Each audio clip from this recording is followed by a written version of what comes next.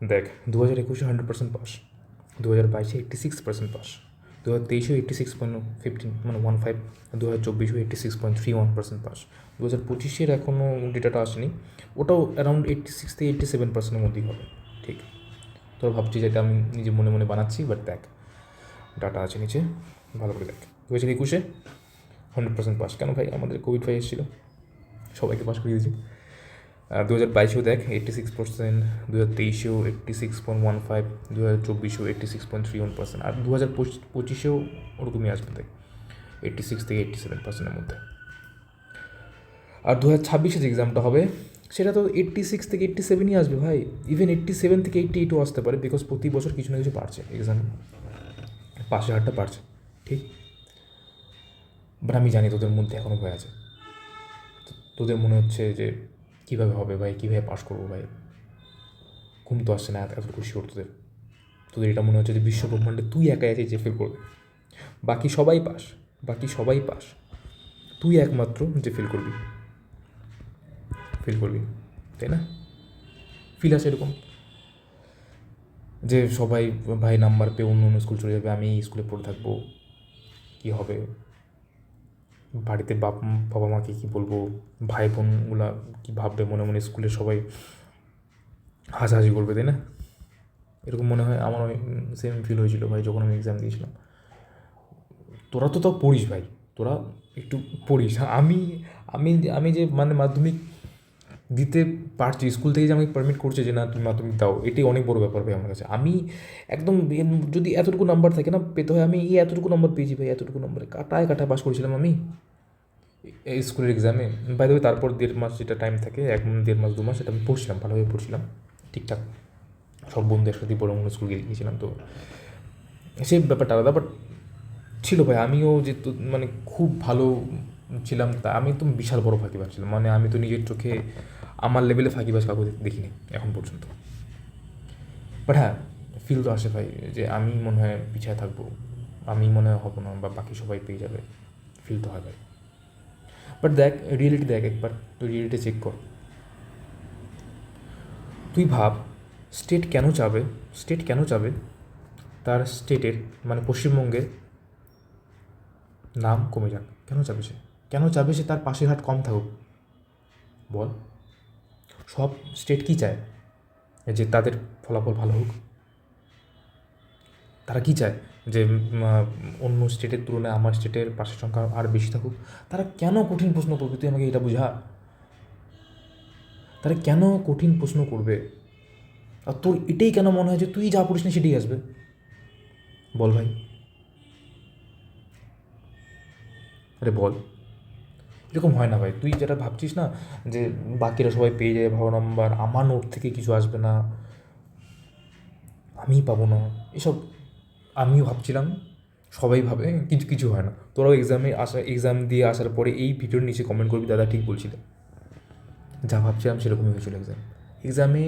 সত্যি কথা বলতে এই প্রথম যে 5 থেকে 10 মিনিট থাকে অতটুকুই প্যানিক থাকে ভাই, তারপর কখন ফ্লোতে ফ্লোতে তুই লেখা শুরু করবি তুই বুঝতে পারবি না,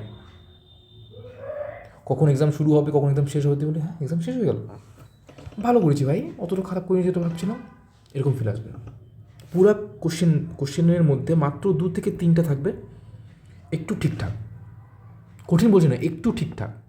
যারা এই 2-3টা প্রশ্ন পাবে তারা 95% উপরে পাবে, আর বাকিরা 80 তো মিনিমাম পাবে যারা একটু পড়ছে। আমি আসবো মানে কেমন কেমন তোর এখনই দেখ, আমি ড্যাম শিওর তোরা রিলেট করতে পারবি মাধ্যমিকে, ঠিক আছে মাধ্যমিকের কথা বলছি আমি। কোনো একটা ছেলে বা মেয়ে যদি জাস্ট প্রতিদিন এই বইটাকে দেখে না, সেও 50% নাম্বার পাবে। সে যদি ওই বইটার কাছে গিয়ে একটু টাচ করে, প্রতিদিন একটু দেখার চেষ্টা করে, সেও 70% নাম্বার পাবে ভাই। কোনো ছেলে মেয়ে যদি এই বইটার প্রতিটা পাতা জাস্ট দেখে একটু পড়ে, সে 85% আরামসে, কোথাও যাচ্ছে না নাম্বার।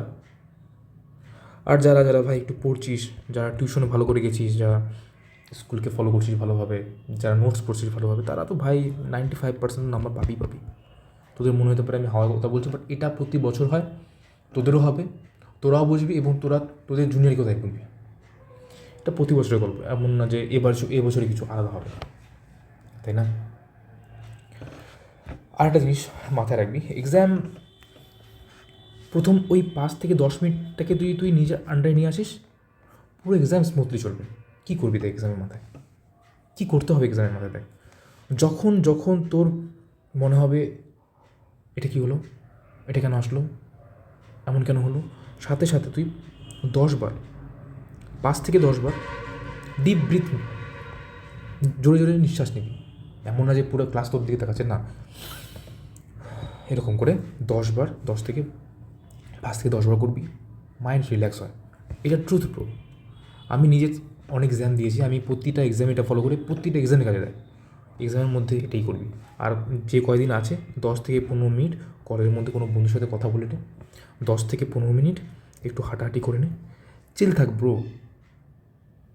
তোর লাইফে শুধু না, সবার লাইফেই মাধ্যমিক এসছে, আর সবাই পাস করছে। তো যদি মনে হয় তুই ফেল করবি, এটা একদম ভুল কথা, বুঝলি? আরে আমি আমি আমি আমি পাস করছি, তুই বুঝতে পারছিস? আমি পাস করছি, তোরা কেন পারবি না ভাই? পাস করছি এবং এখন আমি ম্যাথ পড়াই, বুঝতে পারছিস? তোরা কেন পারবি না?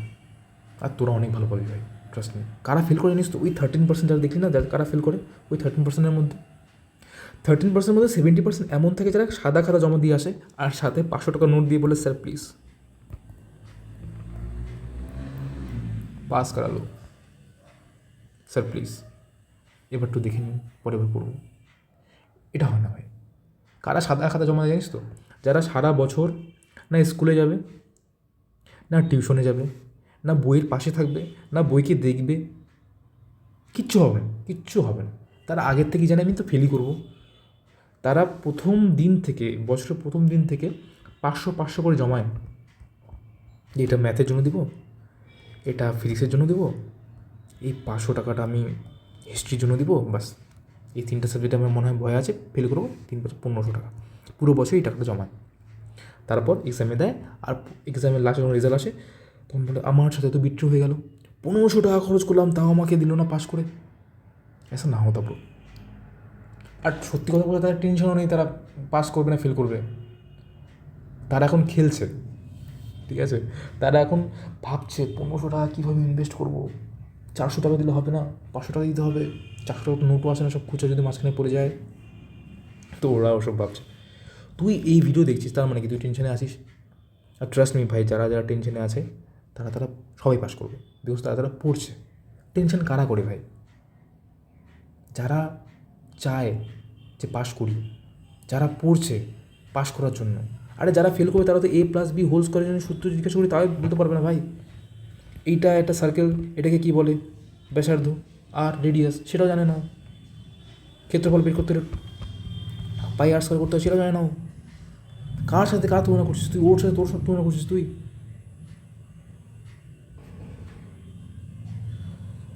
আমি যে এই কটা কাজ বললাম, এই 3টা কাজ বললাম, এই 3টা কাজ কর, আরামসে পেয়ে যাবি। এত যদি মনে হয় তুই হিস্ট্রিতে পাবি না, জিওগ্রাফিতে পাবি না,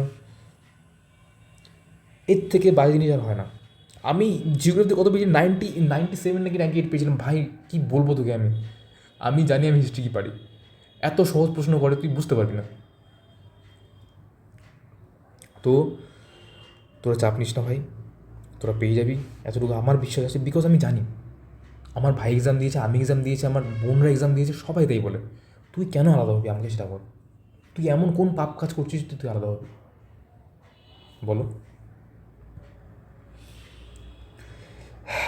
তো এটা গেল মেইন রিজন তোরা ফেল কেন করবি না।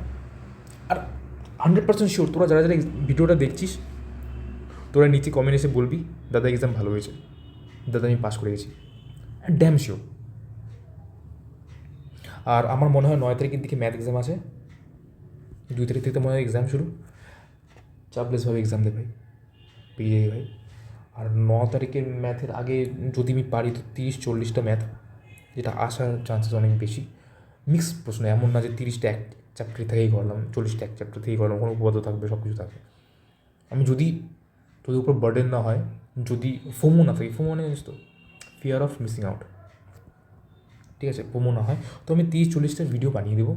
তোরা ঘন্টাটা মানে যেটা ঘন্টা থাকে না, নোটিফিকেশানটা অন করে রাখ, যাতে আমার ভিডিও আসতে তোরা বুঝতে পারিস। ব্যাস ওই 30-40টা দেখবি, এমনিতে কনফিডেন্স আসবে। আর ওই ভিডিওটা না দিলেও তোরা পাস করবি ভাই, এমন না যেটা না দিলে তোরা ফেল করবি। আরে পাস করে যাবি ভাই, আমি করছি, সবাই করছে, তোরাও করবি। বুঝে? আরে বলো বুঝে, আরে বলো। একটা ফিলিংস দিয়ে নিচে কমেন্ট কর, দাদা আমি পারবো, উইথ লাভ হার্ট, দাদা আমি পারবো। তারপরে এক্সাম দিবি, তারপরে এক্সামে এসে নিচে বলবি দাদা আমি পারছি, উইথ ফিলিং। আর যখন রেজাল্ট আসবে তখন লিখবি দাদা আমি ভালো নম্বরে পাস করেছি। চল আর তোর সময় নষ্ট করবো না, তোরা পড়, একটু চিল মার, একটু বন্ধুদের সাথে কথা বল, একটু হাঁটাহাঁটি কর, বাবা মার সাথে টাইম স্পেন্ড কর, একসাথে বসে চা খা, গল্প কর। চল বাই। কোনো সমস্যা হলে কমেন্ট করবি, আমি রিপ্লাই দেবো, অ্যাক্টিভ আছি আমি, চাপ নেই। চল টাটা, বাই।